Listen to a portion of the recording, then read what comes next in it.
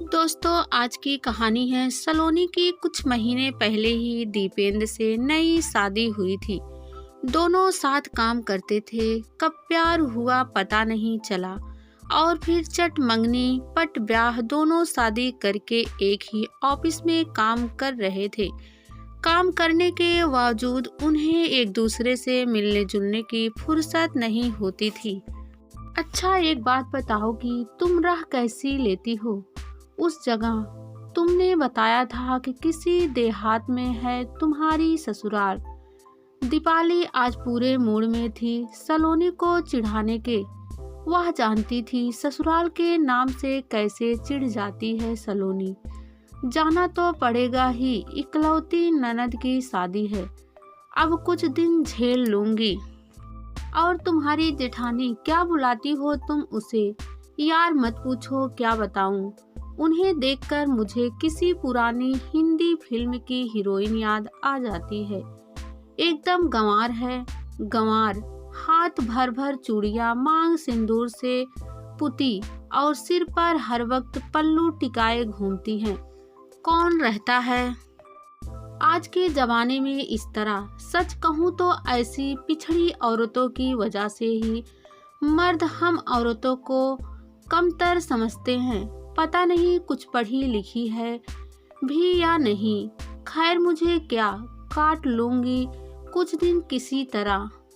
चल, टाइम हो गया है। बॉस घूर रहा है। और फिर दोनों अपनी अपनी सीट पर लौट गई। सलोनी शहर में पली पढ़ी आधुनिक लड़की थी।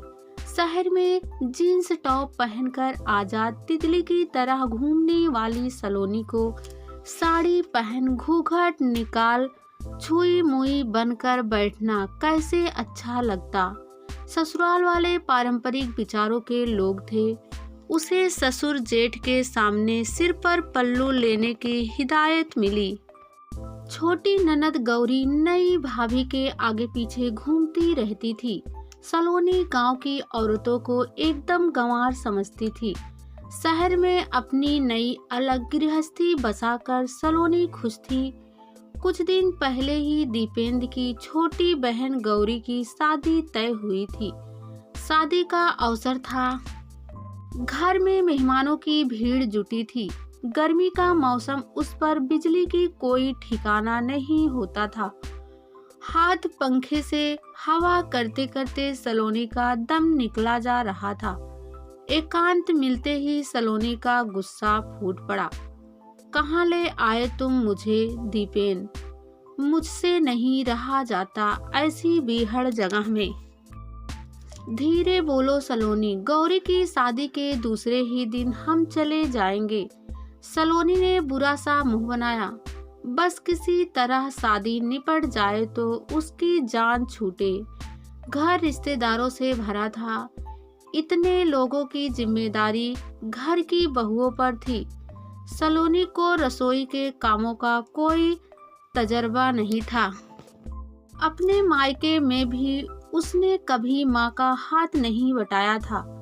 ऐसे में ससुराल में जब उसे कोई काम सौंपा जाता तो उसके पसीने छूट जाते। जेठानी अवनी उम्र में कुछ ही साल बड़ी थी, मगर पूरे घर की जिम्मेदारी उसने हंसी खुशी उठा रखी थी। घर के सब लोग हर काम के लिए अवनी पर निर्भर थे। हर वक्त सबकी जबान पर अवनी का नाम होता। सलोनी भी उस घर की बहू थी, मगर उसका वजूद अवनी के सामने जैसे था ही नहीं। और सलोनी भी यह बात जल्दी समझ गई थी। घर के लोगों में अवनी के प्रति प्यार दुलार देखकर सलोनी के मन में जलन की भावना आने लगी कि आखिर मैं भी तो उस घर की बहू हूँ। तो फिर सब अवनी को इतना क्यों मानते? भाभी, मेरी शर्ट का बटन टूट गया है, जरा टांग दो। बाथरूम से नहाकर निकले दीपेन ने अवनी को आवाज दी। सलोनी रसोई के पास बैठी मटर छील रही थी।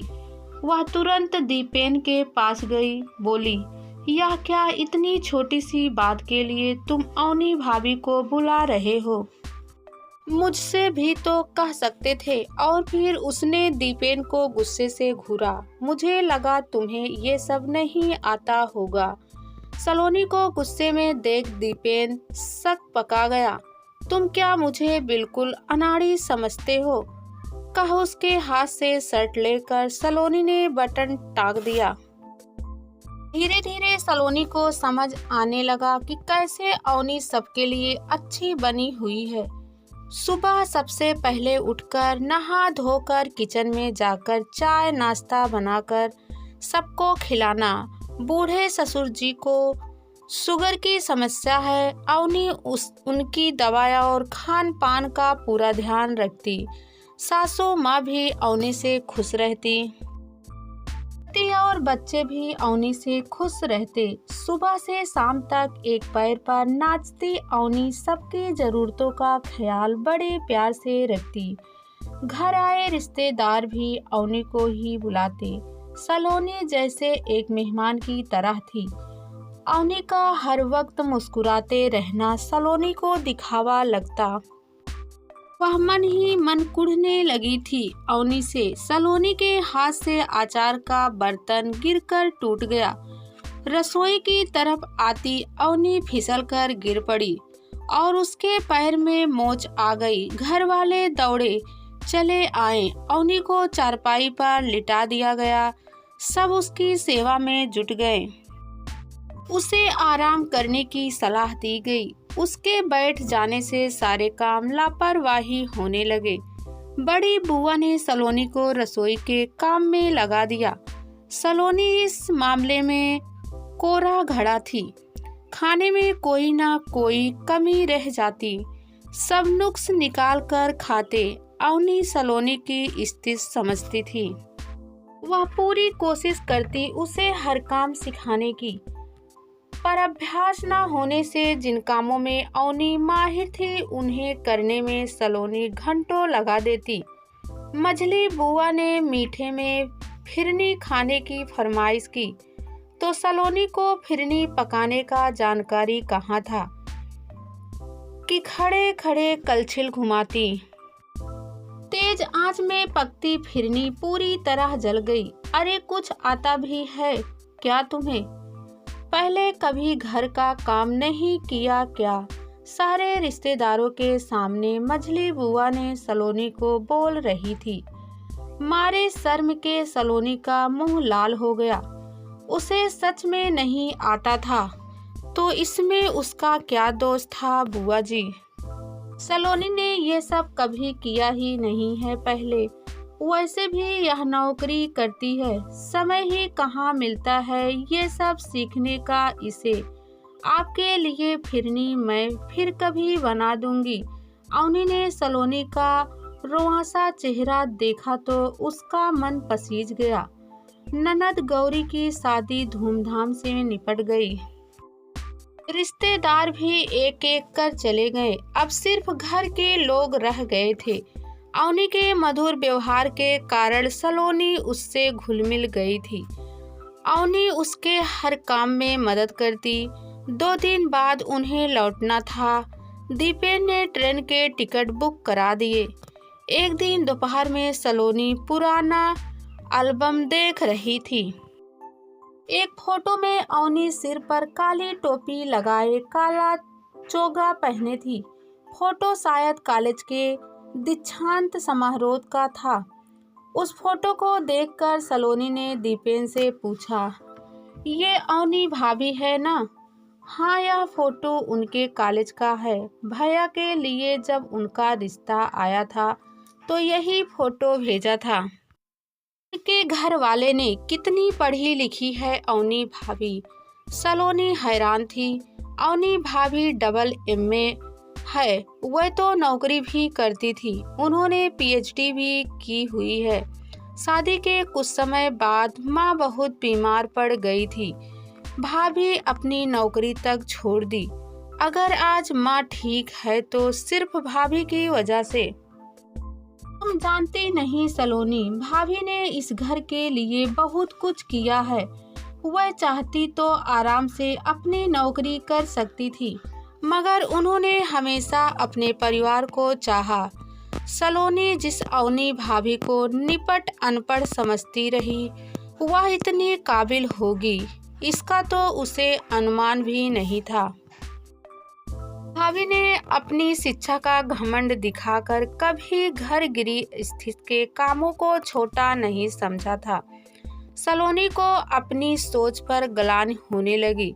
उसने आधुनिक कपड़ों और रहन सहन को ही शिक्षा का पैमाना माना था। अरे भाई, कहाँ हो तुम लोग? बिट्टू के स्कूल के प्रोग्राम में चलना नहीं है क्या? कहते हुए, हाँ भाभी, बस अभी 2 मिनट में तैयार होते हैं। सलोनी और दीपेन हड़बड़ाते हुए बोले। बिट्टू को अपनी क्लास के फर्स्ट स्टूडेंट का अवार्ड मिला। हर विषय में वह फर्स्ट रही थी।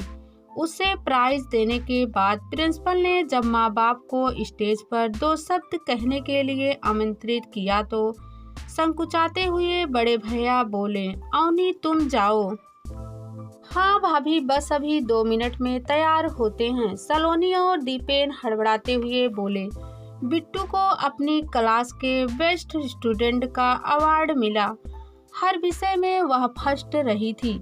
उसे प्राइज देने के बाद प्रिंसिपल ने जब माँ बाप को स्टेज पर 2 शब्द कहने के लिए आमंत्रित किया तो संकुचाते हुए बड़े भैया बोले, अवनी तुम जाओ। मुझे समझ नहीं आता कि क्या बोलना है। बड़े आत्मविश्वास के साथ माइक पकड़े अवनी भाभी ने अंग्रेजी में अभिभावक की जिम्मेदारियों पर जब शानदार स्पीच दी तो हॉल तालियों की गड़गड़ाहट से गूंज उठा। घर लौटने के बाद दीपेन से सलोनी ने कहा, सुनो, कुछ दिन और रुक जाते हैं यहाँ, लेकिन तुम्हारा तो मन नहीं लग रहा था, इसलिए तो इतनी जल्दी वापस जा रहे हैं। दीपेन हैरान होकर बोला, नहीं, अब मुझे यहाँ अच्छा लग रहा है। मुझे अवनी भाभी से बहुत कुछ सीखना है। सलोनी उसके कंधे पर सिर टिकाते हुए बोली, वाह, तो यह बात है। फिर तो ठीक है, कुछ सीख जाओगी तो कम से कम जला खाना तो नहीं खाना पड़ेगा। दीपेन ने उसे छेड़ा और फिर दोनों हंस पड़े।